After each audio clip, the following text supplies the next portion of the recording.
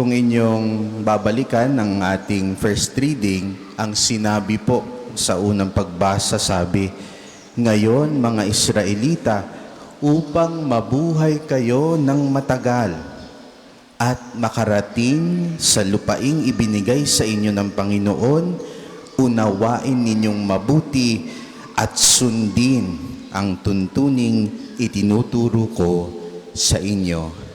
Mga kapatid, ngayong araw po na ito, ang ating mga pagbasa ay paalala ng ating Panginoong Hesukristo sa atin na hindi po sapat na alam lamang ninyo yung susundin natin sa Diyos, yung commandments, yung kanyang mga utos. Maganda kung alam po ninyo. Maganda kung alam ninyo ang dapat gawin, ang dapat hindi gawin. Pero mas mahalaga na ito'y isinasabuhay ninyo. Mga kapatid, napakadaling sabihin, "Father, alam ko na yan. Alam ko yung 10 Commandments, alam ko yung ginagawa ko, alam ko yung dapat kong gawin." Pero mahirap po gawin ito kapag wala pong nakatingin. Mahirap na mahirap gawin ito na walang nakatingin. Kung kayo mag-isa sa trabaho, mag-isa kayo sa bahay, mag-isa kayo sa eskwelahan, ayun po ang mga lugar kung saan matitest ang inyong obedience, matitest ang inyong pagsunod sa ating Panginoon. At mga kapatid, inyo pong tatandaan po ito, ang inyong galaw, nakikita yan ng marami, ang inyong pananalita, naririnig yan ng marami.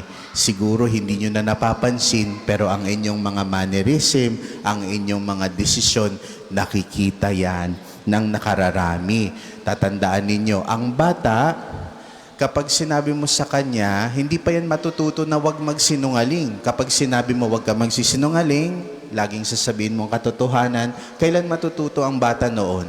Kapag nakita niya ang magulang niya na nagsasabi ng katotohanan palagi. Napakahalaga. Ang inyong mga katrabaho sa trabaho, matututo maging mapagpasensya kapag nakita nila ang senior nila, ang mga kasamahan nila ay mapagpasensya din po sa trabaho na hindi nagbe-breakdown under pressure. Doon po natututo ang karamihan. Kaya ngayong araw na ito, mga kapatid, napakahalaga na inyong malaman na ang inyong buhay, ang inyong karanasan, yan po ang bigay sa atin ng Diyos para tayo ay matuto. Mahalaga na alam ninyo ang commandments. Mahalaga na alam ninyo na susundin dapat ito.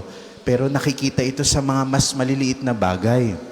Dapat nakikita sa inyong pagtupad sa mga pangako. Promise, gagawin ko yan. Diba? Oo, promise, mamaya aking gagawin, pangako, di ba? Dapat kayo'y tinutupad ninyo ang inyong mga pangako. Dapat nakikita din po sa inyo na kayo'y nagpapakabuti o nagbibigay ng kabutihan sa inyong kapwa. Nang sa gayon, nakikita ng maraming tao, ay, yung taong ito, matuwid, mabuti, hindi rin nagsisinungaling. Dapat tayong lahat din ay pinipili magpatawad kahit sa kaliit-liitang bagay. Di ba po? Lagi po tayo nandito sa simbahan o kaya lagi po tayo nagdarasal. Pero kapag ang ating anak ay natulak ng hindi sinasadya, susugurin na natin agad ang magulang. Di ba? Hindi muna tayo makipag-usap. Napakahalaga na ganito ang ating ginagawa. Kaya mga kapatid, magandang tanungin natin sa ating sarili, saan sa buhay natin ngayon mas ganap nating maisa sa buhay ang mga utos ng Diyos? Saan sa buhay kaya natin ngayon? Paano sa buhay ko ba pag ako'y nagmamaneho, nasusundan ko ba ang kalooban ng Diyos?